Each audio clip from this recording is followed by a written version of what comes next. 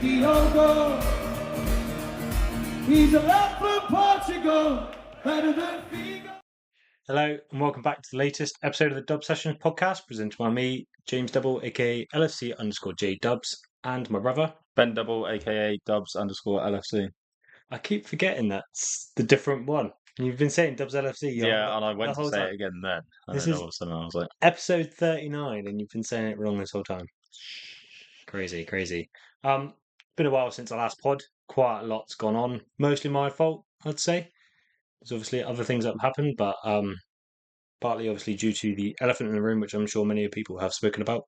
And it's been out for 3 weeks now since the I can't actually remember. It must be. incident. I want to say it was Tuesday 3 weeks ago. I thought it was Thursday. Because we went to do it last week. I thought it was Thursday too. I don't know. Basically, it's been a little while.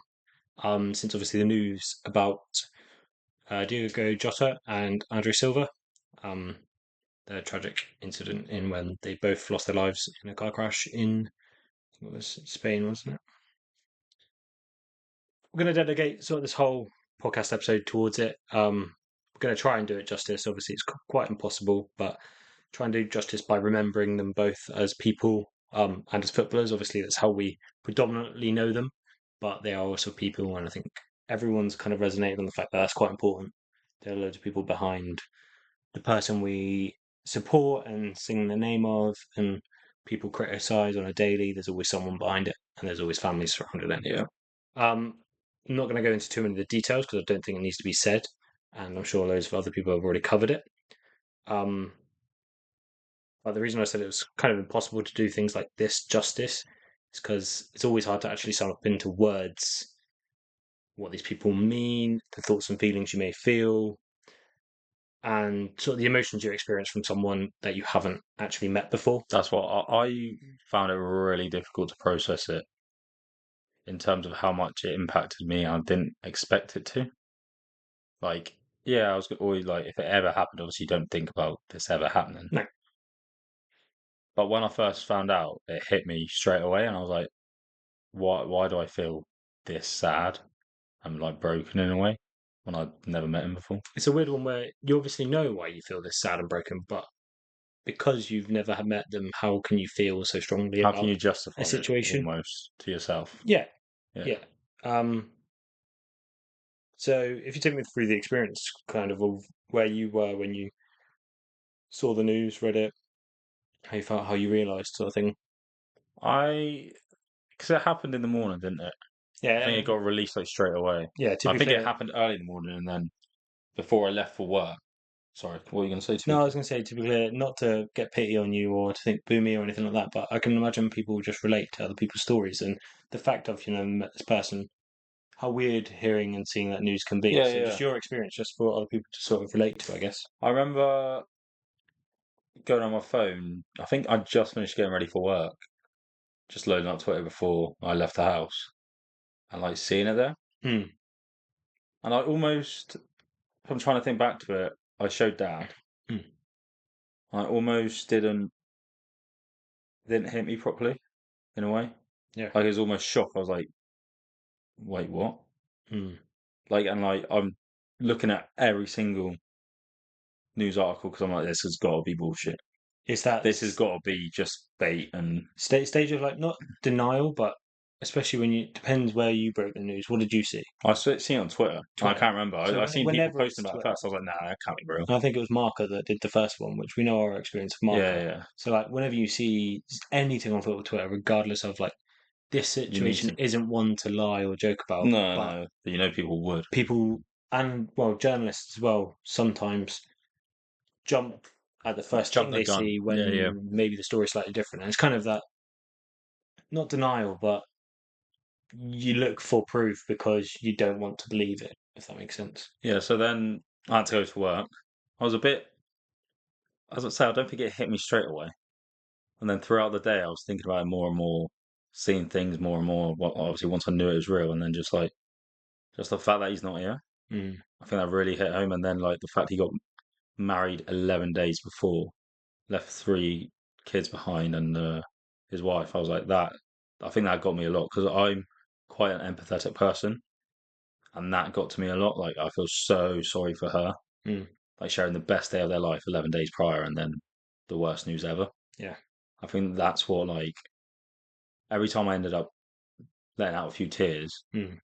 it'd always be in the end because of her and like their situation. Yeah, yeah, absolutely. Obviously, I have my experience, which I might go into a bit in a minute, but sitting straight away on that of how easily life can flip turn. This is Literally, probably so far up until the incident the best summer of his life. He had best just won the month, Premier League, just won the Nations Nations League. League, just got married, 3 beautiful children, about to go on a road trip with his brother, which I think we can relate to a little bit. That was only because of Yeah, the lung thing, the lung but operation. making the most of a bad situation Yeah, and yeah, doing something about it to literally go home, and then something happens and it's all taken away in a blink.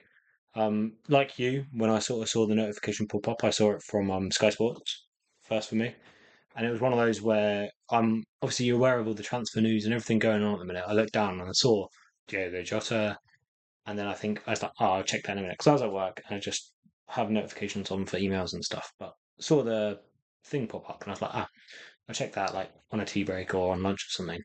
But my subconscious must have read the full thing rather yeah, than my front mind because I was like, yeah, went back to work. I was like, wait a minute, did that just say like he's died yeah, sort of yeah. thing? So I like checked it and I was just What? Yeah, like instant silence. And we discussed it in the room because there's a couple of Liverpool fans and well, just football fans in general, I think, and everyone was just a bit like, stunned. you can't talk. No, Like, there's nothing to discuss there. It's a bit like, what? How is that even a thing? yeah, And obviously, completely horrific the whole time. And it hit even more again when I put in perspective of him being 6 months younger than me, having just got married. I got married last summer, and to think on the week I came home from my honeymoon would have been it yeah, is yeah, just like a horrific sort of parallel to yeah, look yeah, at. And in the same way as you thinking about Root, yeah. his wife, it's just like I couldn't believe No, no. or understand being that. Um,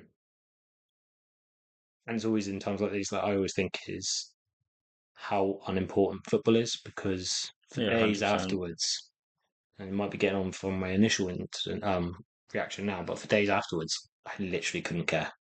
I didn't tweet. Obviously, I don't tweet a lot anyway, but I just couldn't sum it up. So I didn't even No, bother, no. didn't even try. Um, I literally didn't like care about anyone anything else, else on Twitter, I was as just in like, any other football.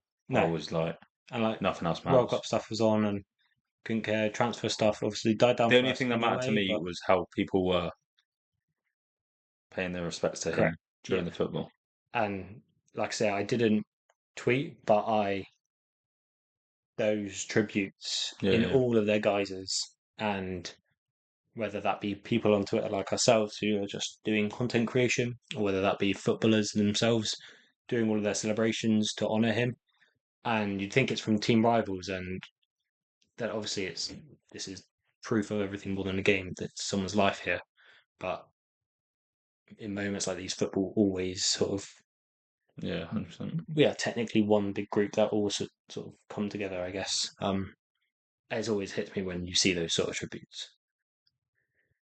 But yeah, before we do get onto the footballing side of Jota, which obviously is kind of how we know him, it's Yeah, the only reason we really know him. rather than interviews and stuff.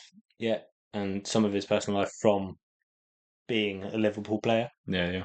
But And playing PlayStation. yeah, just wanted to talk about the person really, and that kind of is where it comes on to.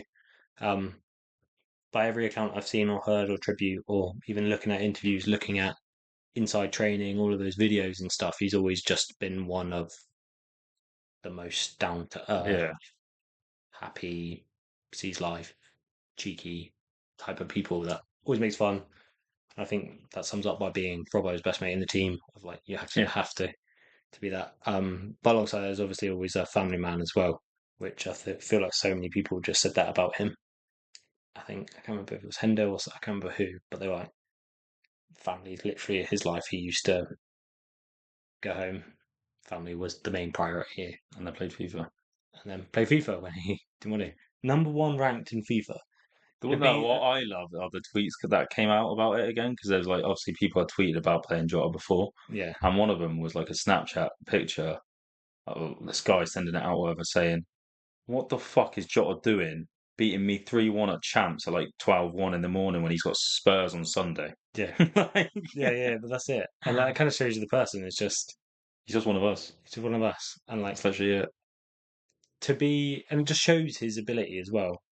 He's obviously world class professional, playing at an elite level, like the highest level of football.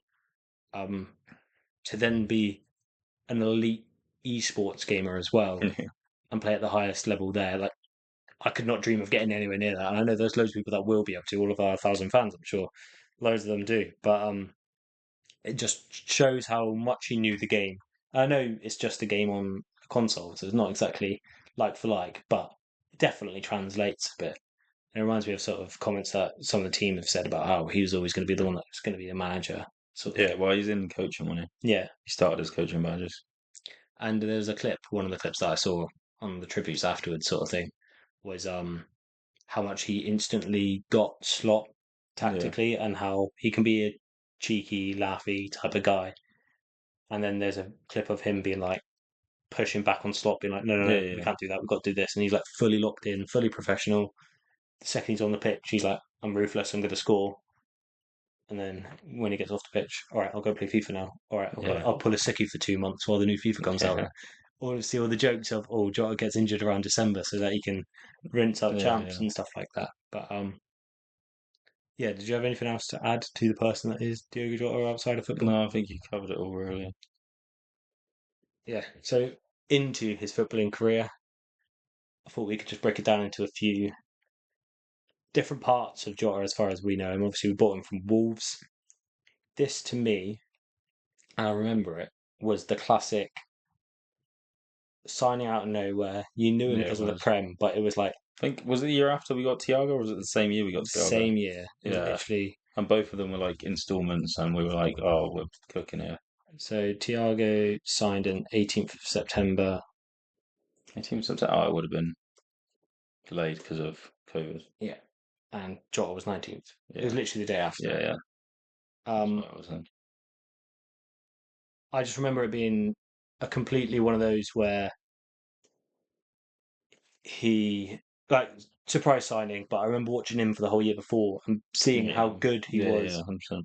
and not necessarily of like a I don't know, like a world beater that like people thought Grealish would have been. Yeah, Like yeah, we're gonna go and splash, but if you gave me the chance to sign him, I yeah, 1,000% would 100%. have taken it, sort of thing. And It's the work rate there as well. yeah, Almost exactly. like reminds me a bit like Danny Ings, that type of player, but more technical. Yeah, absolutely, absolutely. Um, and obviously off the back of getting Thiago as well, I feel like it almost not in a bad way, but made his signing look perhaps a little bit I don't know. I remember being smaller. hyped. Oh no, completely hyped, and I'm not Yeah, saying that, but like relative to signing Thiago yeah, yeah. as the person who Thiago was, people are like, oh, Jota, awesome, and then to become what I consider probably our top three finishers ever to play from my experience at Liverpool in terms of clinicalness, not necessarily anything else. But I feel like if ever, I would say in the squad, yeah. I wouldn't say ever.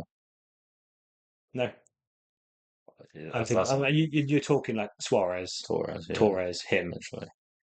Yeah, but how far back should you go? Yeah, Please, yeah. Rush, Hunt. Oh no, I mean in my experience, I get Oh, that. I yeah, get that. I mean, yeah. as No, in that's what I thought you were going the for. I only was other like, one there, Fowler maybe. yeah, that And Fowler, I know Fowler's good. in his peak, Yeah, this is what I mean. So there it's there's like conversation, but in terms of his most consistent, 100%. ability to finish and give Well, him a sniff, even and he just will take it. even if you just say it in this side, the fact that he's against Salah and we're saying he's the most clinical finisher alive. Yeah, and that's nothing against Salah at all, is No, it? no. It's just he was something else when it came to Yeah. I need a 3 second I look back at reaction to score, and it's like okay, let's go then. I looked back at a few of my tweets about him, and one of them was like, and I don't remember the exact game, but I remember him missing like an opportunity he should have, like, I expect him to score and being like, what the fuck was that? And Like, it was always because a it's shock. just so It's expected. always a Yeah, shock.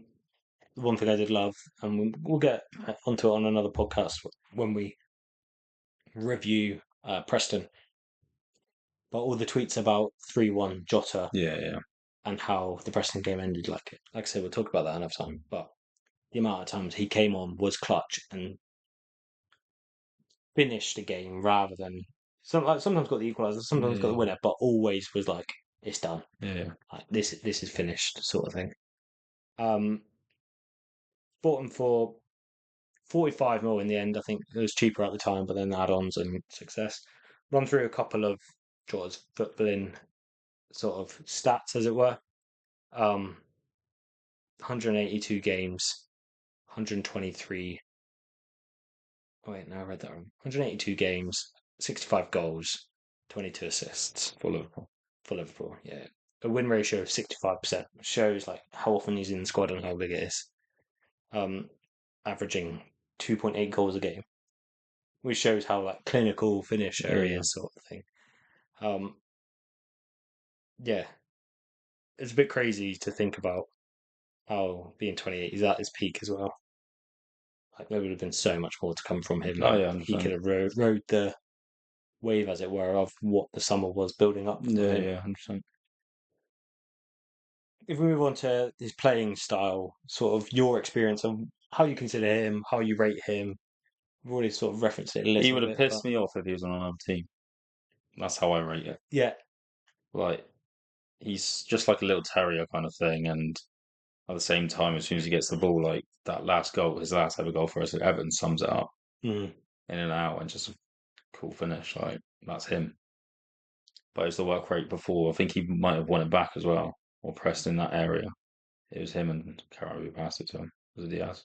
It yeah, was him and Diaz pressing and got the ball back and then created that goal. and he always puts it away. Yeah. Um, yeah, that word work rate, or two words work rate rather, was always him, and I always think Also, can we just take a minute to appreciate how good at heading he was, even though he's a midget? like ridiculous. Yeah, he's not a midget, obviously, No, but even though he's short. his heading portfolio Yeah. is a joke for his height. In the same way, Thiago. Yeah. We must have bought the two Springboks of that Yeah. transfer window. But we've already sort of mentioned about him being clinical finisher and all those sort of things. But in terms of being a team player and just having that aggression, having that dog in him to go and fight, and yeah, the work rate was next to none, sort of thing. He when he played, he played. He never half-assed it, as it were. No. I think that always shown through in his injuries as well. I've always will stand by the fact that I think obviously he had quite a few injury problems throughout the years. Never too long, I don't think. It's always a couple of months here and there. Yeah, yeah. But his injuries were always 9 times out of 10 related to I've gone into a challenge wholeheartedly, That's not holding anything back. that's his lungs. Yeah, obviously that's that. The And cracked rib from what, October? yeah, was that the fall from The the player Chelsea. on top of Was him? it Chelsea? I think it was, yeah, Sazi with it, maybe. Yeah, something like that. You got that. And then I think something similar happened in the Spurs game where it's just a player landing on his leg. And it just happens because he's always involved. He's Yeah, always yeah. aggressively tackling.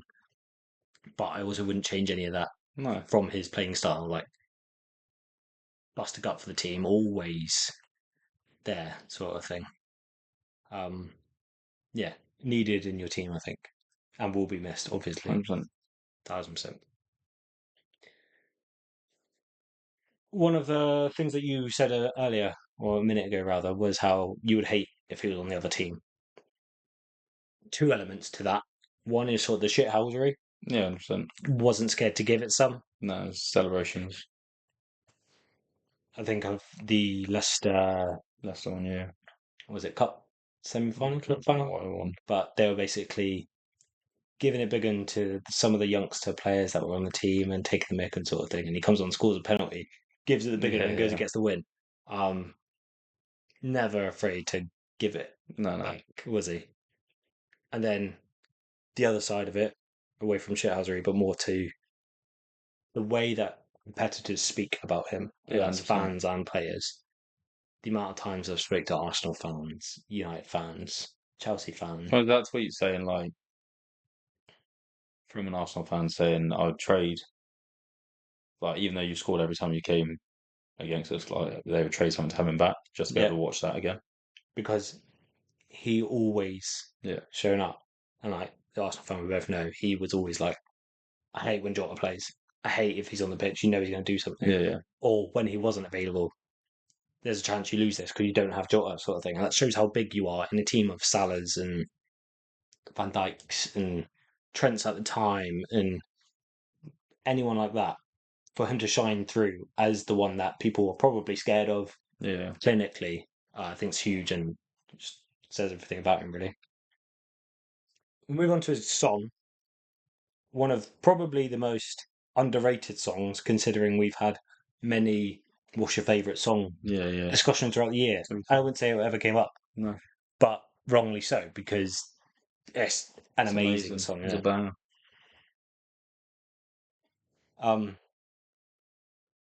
Yeah.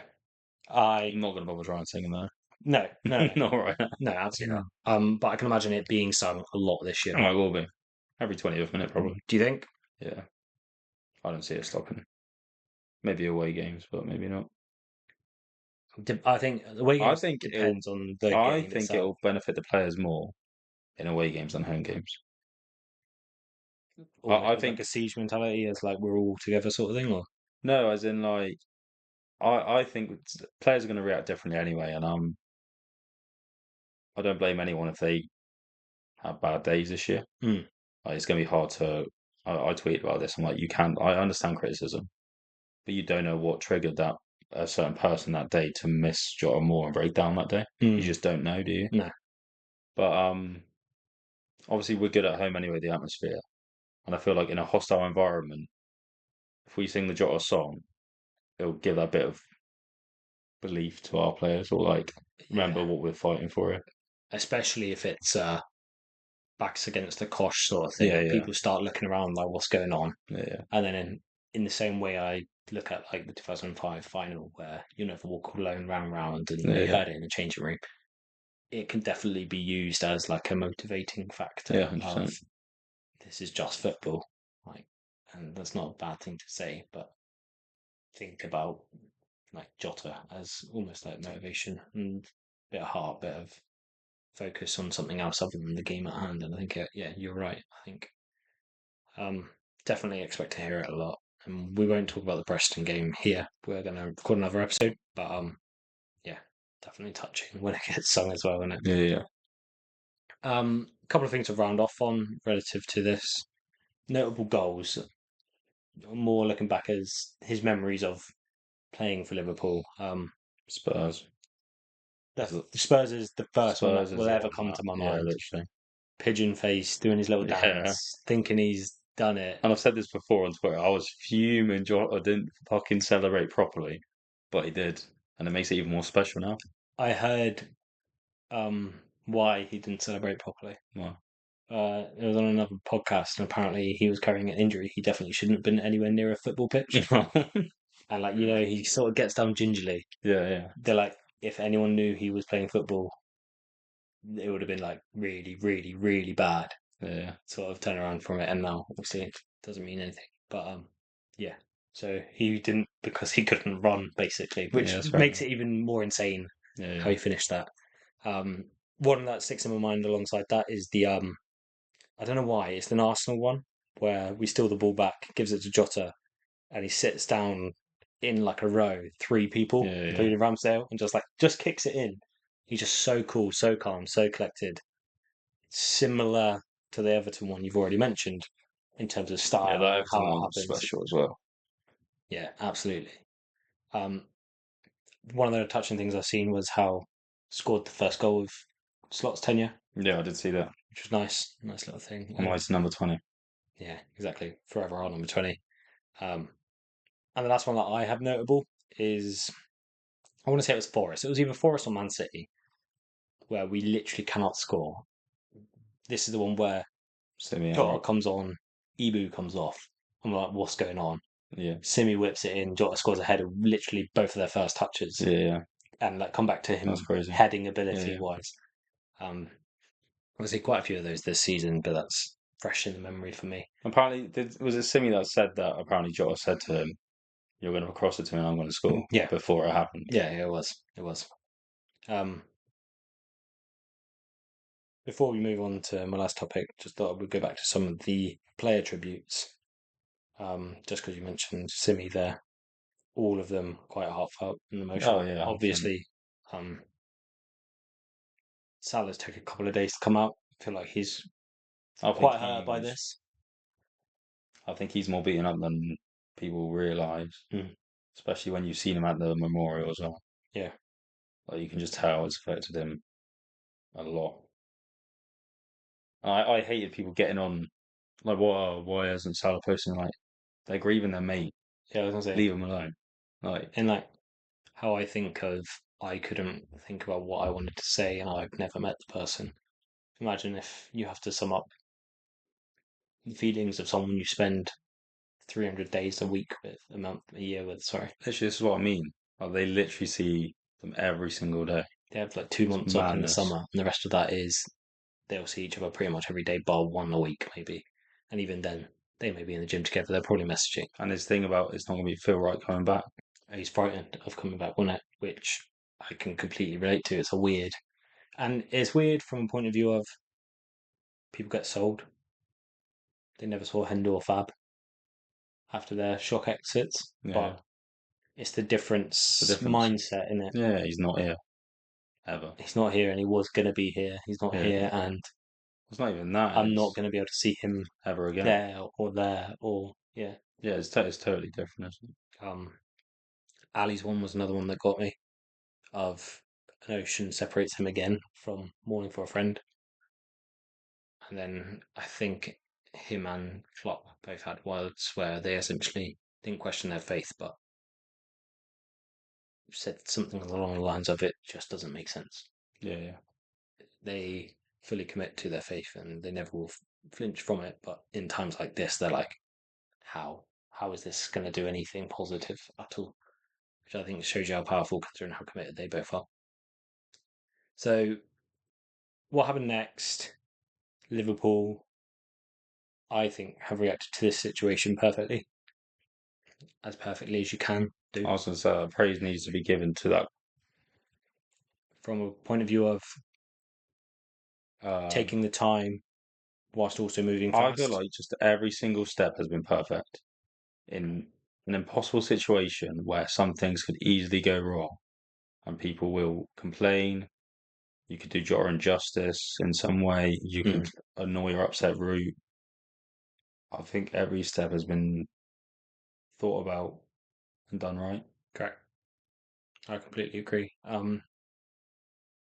Time given Even to down to not people. retiring the shirt until they told Root and checked with Root if that's okay. Yeah, they used a phrase like immortalization at first, but they didn't want to tell the fans they weren't doing anything, whilst also not committing To it. without Yeah, Root being without like, Root being having basically the final decision. yeah, exactly, which His shows lesson, shall we say.